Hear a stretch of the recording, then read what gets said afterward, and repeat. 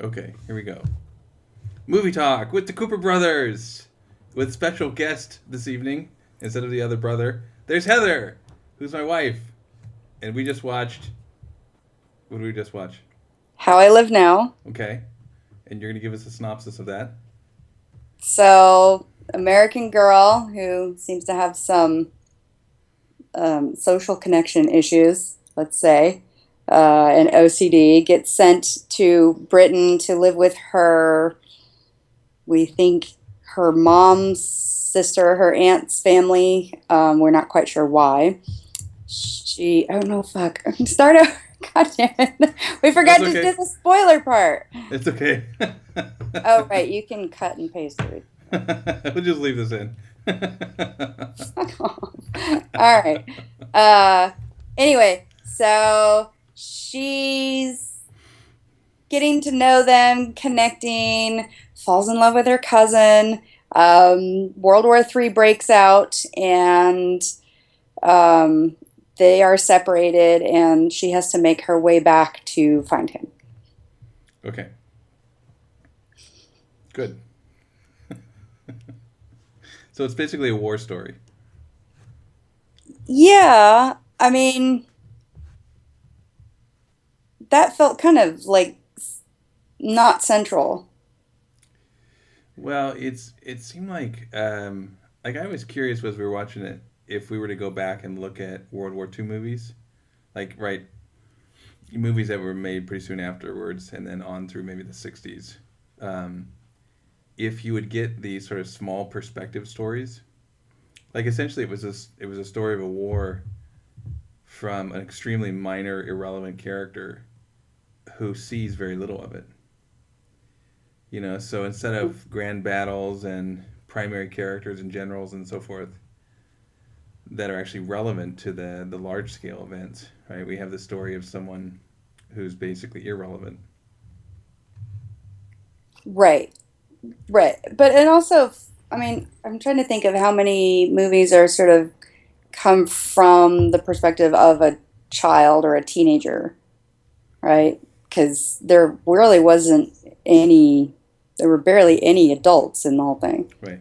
You know what I mean? So this sort of sense of these kids and how they were seeing this and how it was unfolding.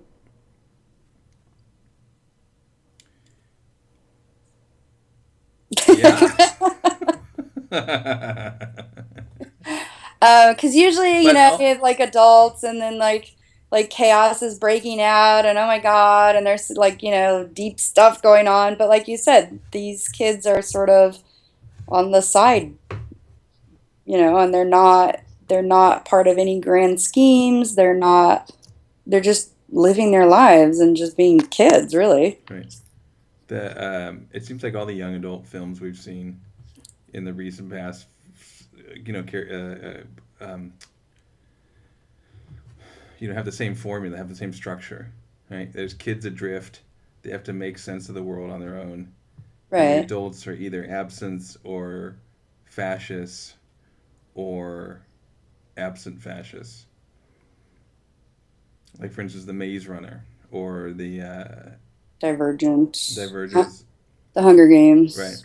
Yeah, The Giver. That kind of yeah. Well, I mean, I think partly is because you're in that space.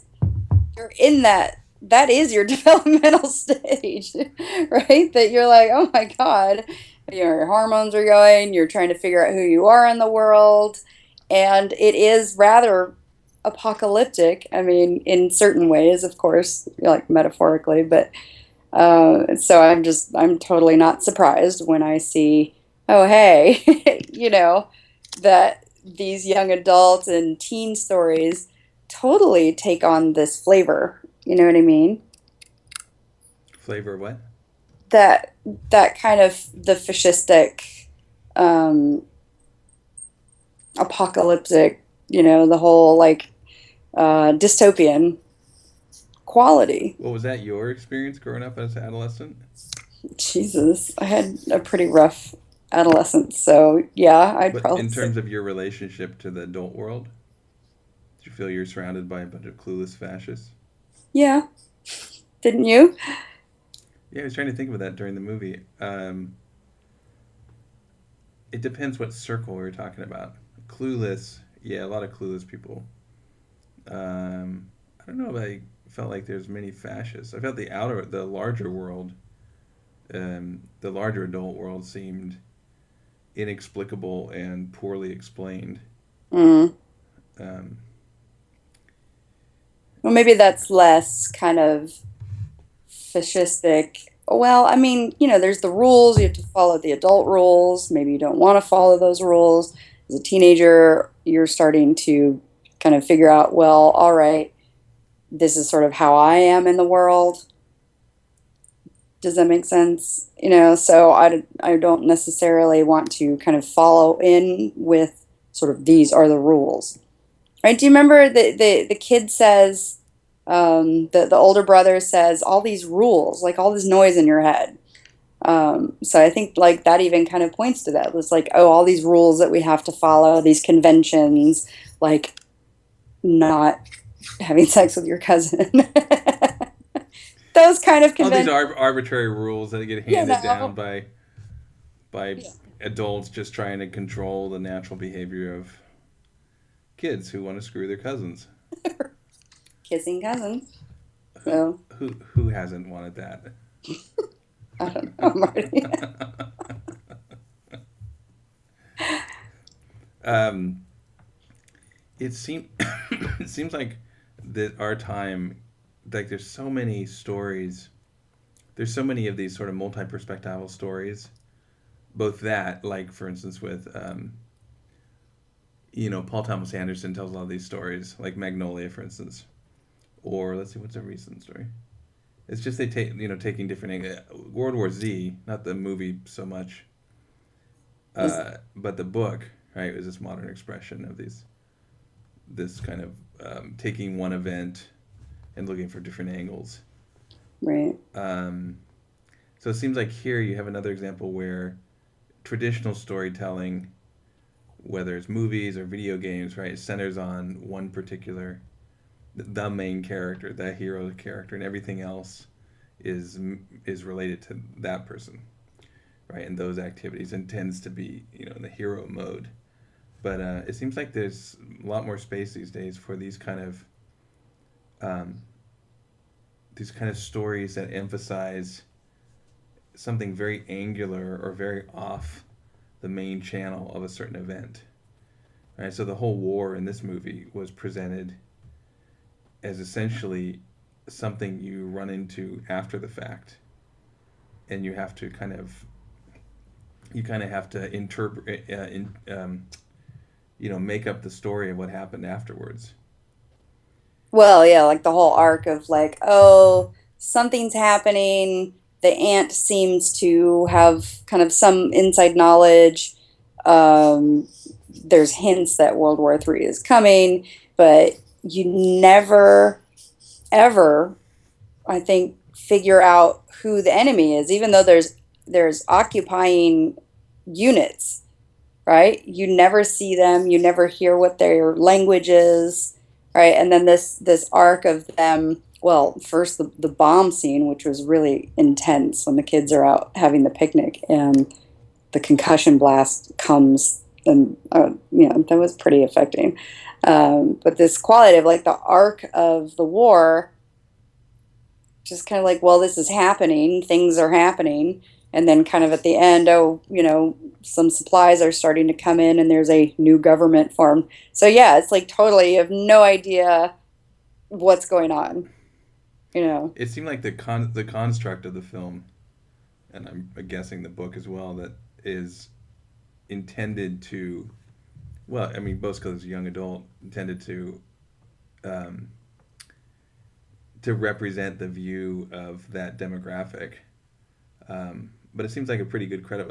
Like the image now is what it feels like to be upstairs listening through the railings as the adults are downstairs talking about adult things. You get whiffs, you get splinters of it, and you get Yeah. words, and you get half things, but it doesn't really cohere into a story that makes sense. And especially those who are outside the the circle of the home, however that's defined, the community, the home, have a very blurry definition. So even the whatever they were, the soldiers or terrorists or whatever they were, I mean, presumably it had to be another country that invaded.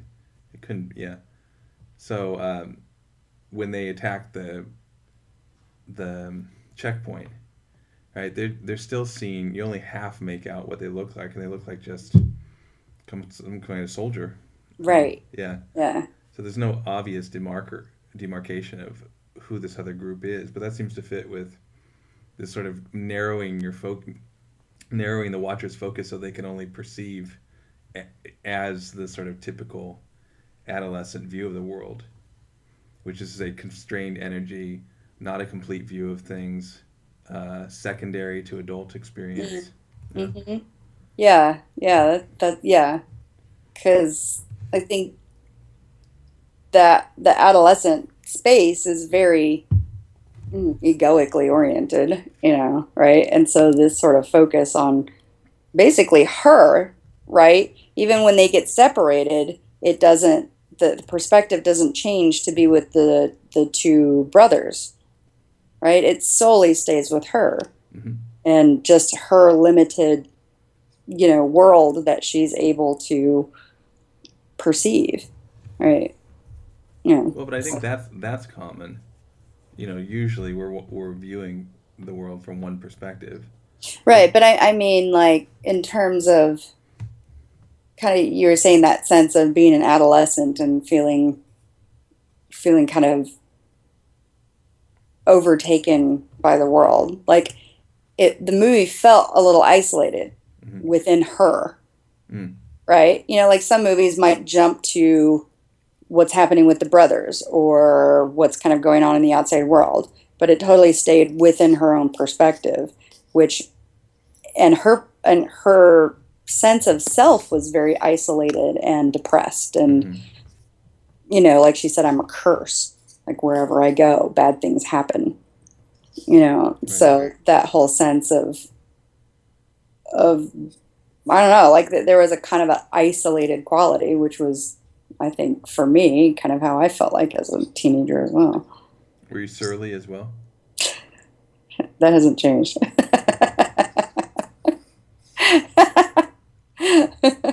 That I think that's pretty consistent. Uh-huh. So you're not really connecting with her sort of maturation through the arc of the film. Do you feel like she matured? Yeah, a bit. I mean, she took care of the little girl. Right. Um, she became less self-centered. She was able to be in relationship to a certain degree and take care of the boy at the end. Mm. So she grew up a bit.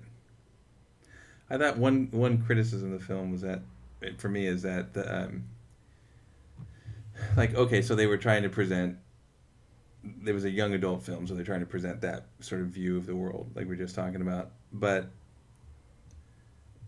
kind of within the world they set up, it's almost like information got artificially not filtered out to us. So, for instance, like when the girls were in the camp and doing the labor on the potatoes and so forth, there should have been talk about who was attacking who and what was going on in the outside world that they picked up from their Yeah. other workers, right? That's what I'm saying. Like it felt like how they kind of did that and how because she doesn't connect very well to the outside world, and it was so much from kind of her internal world, or at least it felt like the energy that they were trying to convey was her internal self, right, which was already pretty quiet and withdrawn or kind of attacking and defensive. So I wonder if they were trying to kind of keep in with that she wouldn't have chatted with other people or that she wouldn't have really cared about what was going on. You know what I mean? Like focus on the goal. Isn't that what she says like several times? You got to just focus on the goal. And her goal was to gather supplies to get back to the farmhouse. And Yeah, I mean, I can get it thematically and tonally. It just doesn't seem to work for me in terms of the narrative structures they set up. Mhm. Um, Because, for instance, the woman that they are placed to live with, she says, what does she say? She says, "Oh, where have you been? Don't you know the terrorists poisoned the water?" Right. Like, okay, so apparently there's not an information blackout, and it would seem, and she was living with, I don't know, it's some kind of military person was the implication. Right. The general or Right. general or something. Yeah. So it, again, like the great Avatar moment where it's the floating rocks, right? This is why Just they float. they just explain it as some hand wavy thing, right? Uh, The whole- Superconductors or something or other, Right. Right. and good enough. It should have been done something like that. Just some example of the adults are just not talking to the children, or some sort of idea about protecting the children, or something, so they can't actually get the information. Right. Didn't have to be a big deal, but I thought that was a little bit of a lapse. And then I think too, like I don't know if I'm cut out for these sort of stories. Like I imagine, because as a kid I read a lot of these Last Man on Earth stories, Yeah. Yeah. um, and but now the kind of alienation and irrelevance of these stories. I know that the Hunger Games has this whole heroic arc, but the what is it, the alienation and the sense of disempowerment, um, and the sense of life being crafted by all these huge external forces. Like I can get that from the outside now about adolescent experience, but from the inside it doesn't really resonate anymore. Mm. So it's like they're all pretty well done. Even like the Maze Runner, they're all pretty well done, but they're really feeling like they're coming from emotional places that I just don't live from anymore. Does that make sense? Hmm. Yeah. Sure. I mean, you're a teenager. Yeah, but it makes for a curious experience. It's almost like watching. Like I remember watching Hindi, like Bollywood films, uh, and there's just such a different cultural lens that's required to make sense of those. If you're not to feel like, I don't know what those feel like watching from the inside of that culture, um, any more than I'd quite get what the inside of emotional experience is for someone who watches soap operas regularly. Like Uh, I can kind of break it down intellectually and crawl into the mindset that way, but it doesn't actually make deep emotional sense to me. So that's sort of experience with here. There's a sense of being an outsider to the experience, kind of a visitor to the adolescent experience. hmm. It's not doesn't speak to the film so much. It's kind of, it speaks more to, I guess, the adult trying to look into that mind, or trying to not empathize, like I can feel emotional connection, but I can't feel it from within that mindset. Okay. So in terms of like any of the ones Divergent or Hunger Games, like there's some quality of that it doesn't quite sink in because you feel outside. I feel outside to the emotional center of gravity Hmm. that they're coming from. I mean, I get the Hunger Games. I think I'm closer to, because the larger, she's not isolated to just a band of children, right? Hmm. She's embedded in an adult world that's living out a very adult story, Right. and the way in which human culture, at least, I don't know, could it be interesting, but at least post World War II, keeps retelling these anti-fascist stories. Like I can really appreciate that, Hmm. and I can really root for her killing all the fascists. And I'm glad in this movie she shot the two predatory male figures. Right. You know, and there Why? was, well, one, because it was what should have happened in that situation, meaning it wasn't narratively, bullshit. It wasn't some narrative. Um, the producers say, "Oh, needs to go this way, or she needs to stay sympathetic or something." So, they get away, or the guys turn out to be good guys, or something like that. Hmm. You know, that's a situation where you shoot people. And the only the only criticism I have is that she should have shot the last guy twice Yeah, and took his right. gun. Just like, wait, wait, why are you running away? Like he's still alive. Yeah, Yeah, Ed always tells us. Our systemic teacher always tells us to finish your work. that's And some of the right. criticism there was she didn't finish her work, Right, right. um, and also didn't always take the weapon. Like, how many movies do you have to watch to know that lesson? Did he have one? Yeah, they Like, were carrying a rifle. okay, Yeah, yeah. so Well, it was kind of curious that the sort of poster of the movie had her with her headphones and what looked like a hunting rifle with a scope on her back, and she's running around with a pistol. Yeah, I don't know. Sometimes I always wonder what happens in that. well, I think they wanted to present. I mean, she was a weaker. She wasn't the strongest of characters. She was basically driven, and to some degree driven by fantasy to survive. I mean, understandably, she had to grab onto something to survive. But she wasn't exactly a mature character. She's kind of bumbling along and Hmm. happened to luck out in a lot of ways. Um, Well, do you notice too that or I've noticed, if we're talking about these kind of young or older teen, young adult recently, I mean, minus the Maze Runner, but Divergent, The Hunger Games, Twilight, if you will, um, this movie, that they're all women, girls, whatever. Yeah, like no, not that's the Maze Runner. no, that's what I said, minus the Oh, Maze oh, sorry. Runner. Yeah, right. So that's a curious shift because I'm sure, like, you and I both read similar books when we were young, and they're all about boys doing this and that, and very rarely do you have a heroine, especially in sort of this apocalyptic kind of quality, at least that I don't remember, and then sort of later you had kind of more adult, like Ripley being kind of one of our first female heroines, I guess, that I can think of in sci-fi anyway.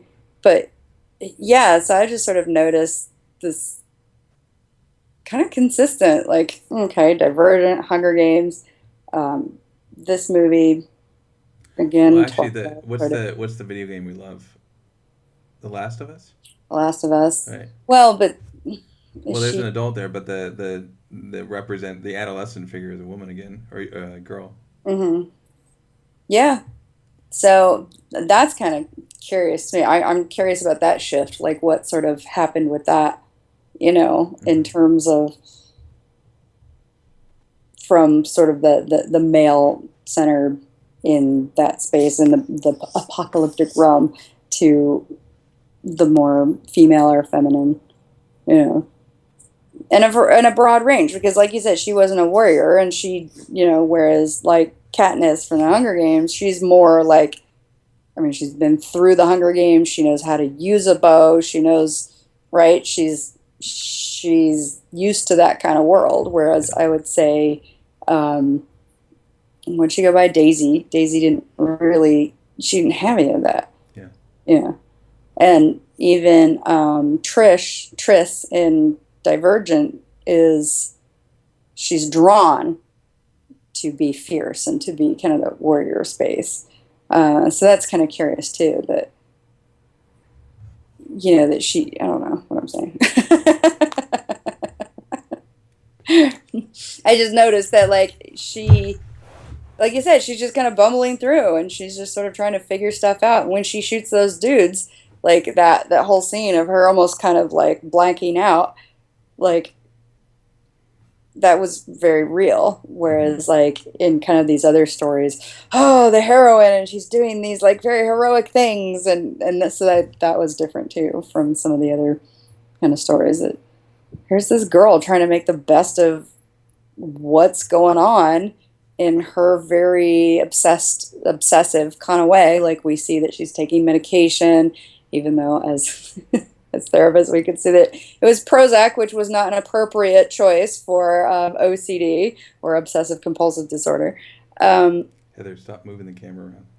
oh, sorry, I'm just shaking on my lap. Um, you know what I mean? So like, yeah, there was no heroic kind of quality. It was very quiet. It was a quiet film. Yeah. Yeah. Yeah, one of the thoughts I had was um, how many of these stories must exist in any war zone? Mm, You know, right. just these small, some, not meaningless, but not relevant to the larger story. Right. Um, throughout every war, every war, it's got to be, just thousands and thousands and thousands of these tiny Mm, little stories. right. Yeah. What do you think overall? Kind of, did you like it? Was it Um, A B, B. B plus, B minus? I found it a little weak, well intentioned, um, but it felt like, and again, this may be the translation from an adult mind to an adolescent mind, but it felt a bit unnecessary. In other words, like I'm not interested in these really small scale stories. I'm more and more interested in how individuals are relating to the macro level. And here, the relationship to the macro was basically one again of irrelevance. Like she was not meaningful to the larger macro events of the world. Hmm. Um, she wasn't particularly interested. I mean, no, not critical of that mind, but she wasn't interested in understanding or participating in this large scale event. She was just trying to survive and keep people she cared about safe. Um, and I just don't find that particularly. I don't find much there for me to engage with, to be interested in. Um, so it did what it set out to do pretty well. I think. Hmm. Um, I think it could have even, given what it was trying to do, I think it could even be better in marking or even more crystalline in its presentation of the difference between the adolescent developmental stage and the adult stage. And really, it almost was like there needed to be an adult there to have a commentary on the child's relationship to the adult world. In other words, it didn't feel like there was any interpreter. It just like Vertigo. James and I saw Vertigo a couple of years ago, and there was this horribly claustrophobic sense to it, in which it was like a story of primary process, where there's no process perspective offered to you to allow you to have some distance from these really terrible events going on, and so you came away with it kind of as if you'd had this terrible nightmare, right? Vertigo. In Vertigo, yeah. And so this movie too, there's in different way there felt like I would have wanted there to be an interpreter, but I maybe it's antithetical to the point of to what you do with a adolescent audience. Hmm. I don't know, but for an adult audience, I wanted to um, have a translator. I think to have a Hmm. perspective I could connect to or see from within about the experience of the adolescent. Hmm. But it seemed like it was more kind of a primary process Yeah. presentation of the experience of adolescent life. Well, I see that in Divergent too in the series because I've read the whole series and of course we saw the movie, but it's very much from her perspective, right? Like there isn't much interpretation in that term. Like you kind of see other parts coming in, whereas in the Hunger Games, there's a lot more of the world sort of connecting in and perspectives, from abroad. Yeah, So, yeah, I kind of agree with you. There's like it's just sort of I'm just coming in from my experience and as an adolescent. I mean, again, I've been there, but I'm not there now. Right? Although I do read a lot of these. I have collections of yeah. Why do you read them? Um, Generally they're fairly quick and easy reads. Although I think Hunger Games was really well done. I blubbered at the end of the Divergent series. Thought it was really well written and kind of ended in sort of an unusual way. Um,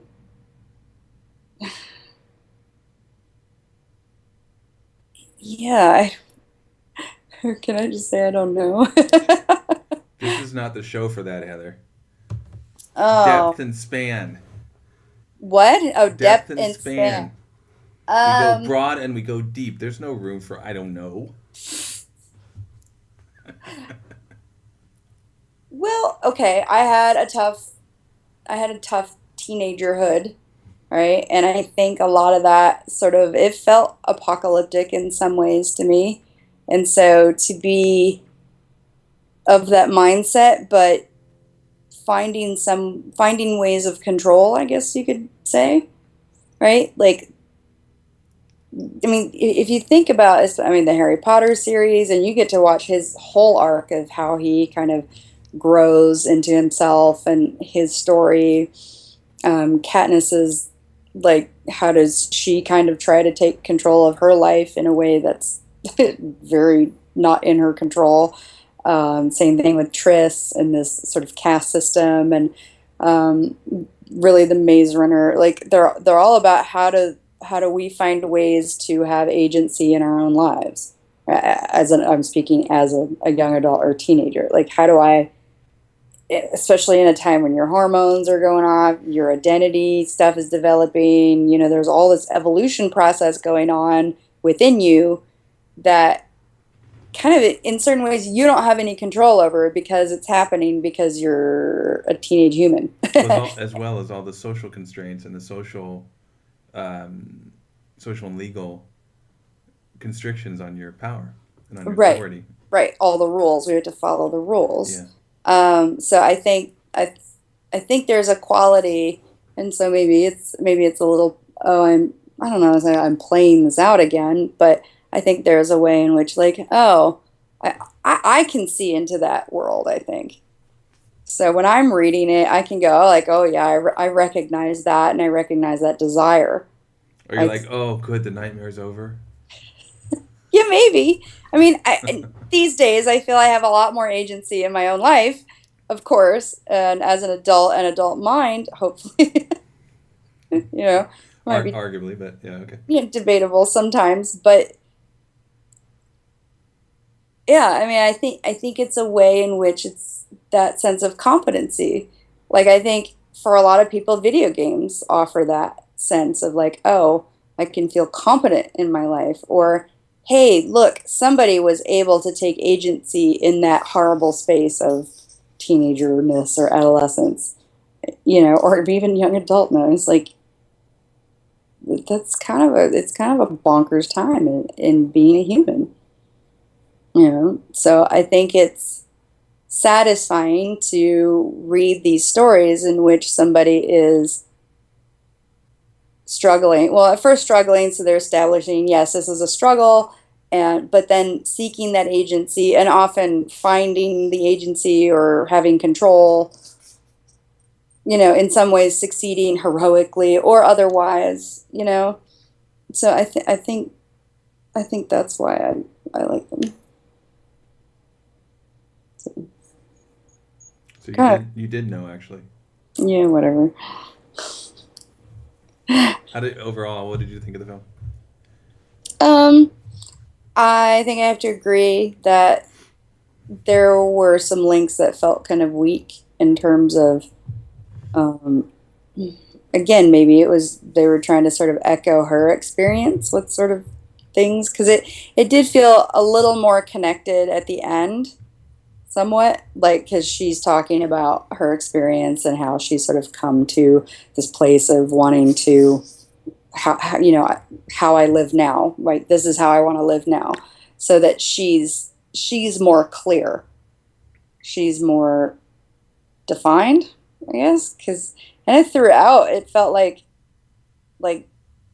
she was just sort of this ethereal kind of creature kind of going through. So yes, I think that sense of not feeling really connected until the end. Although I thought the end was going to end differently, um, and then I thought, oh wait, like this ending feels kind of weak. But then, like how they ended it actually felt more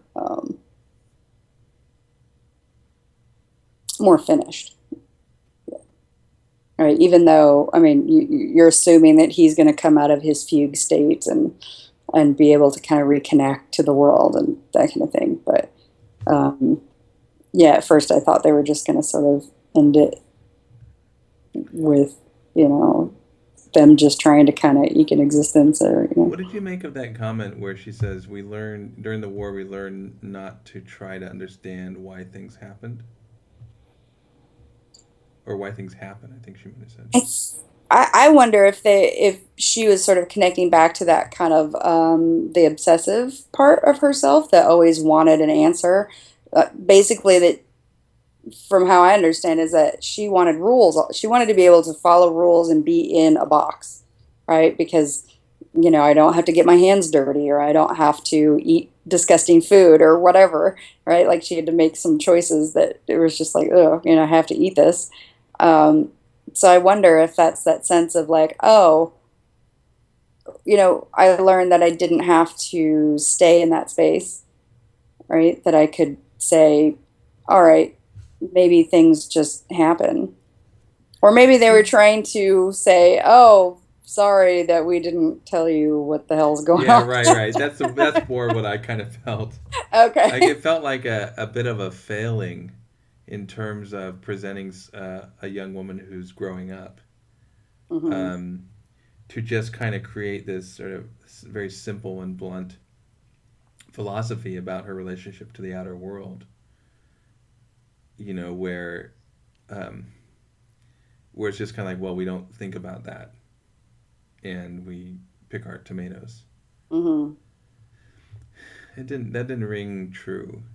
It almost like, yeah, yeah, I think I agree with you. It felt like it kind of pasted over the lack of information about the supposedly outside world that we as the audience were subjected to.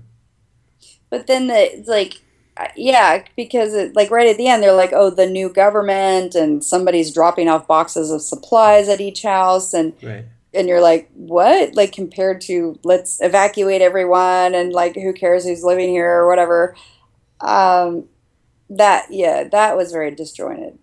Well, it seems like, I mean, that's the standard arc of society that breaks down into war conditions and reestablishes itself once as usual, once the new political and economic boundaries are established. I mean, that's the structure of how it happens. So it does have meaning.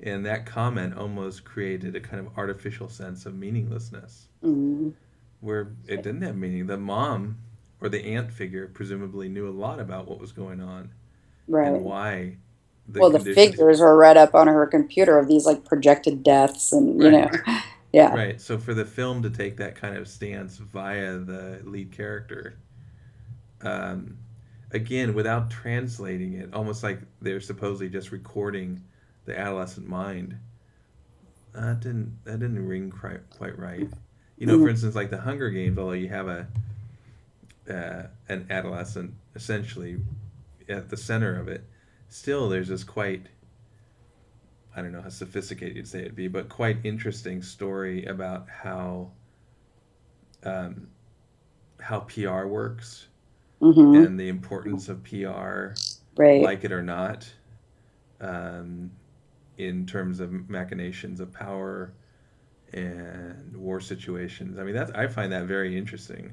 Mhm. Um, but this film had no sort of commentary about the larger macro structures. Right. So it's really quite small, and you said quiet, quite small and quiet in that way. Yeah. I don't know. It doesn't feel like much of a criticism to me, but Well, it's curious because kind of in comparison to the film that we were gonna do, which we will do next week, ever since the world ended, that That's a very quiet and I wouldn't even say small though. Like there's something sort of very macro about it while being very quiet and internal. Yeah. Like that I Well, can remember. Again, I'm gonna have to rewatch it, well, because but I think that film is really essentially about melancholy. right, yeah, yeah. So it'll be interesting to compare. Maybe just do like weird apocalyptic movies. Like okay, now I have plenty of examples that I can find. It seems like we have sufficiently covered how I live now.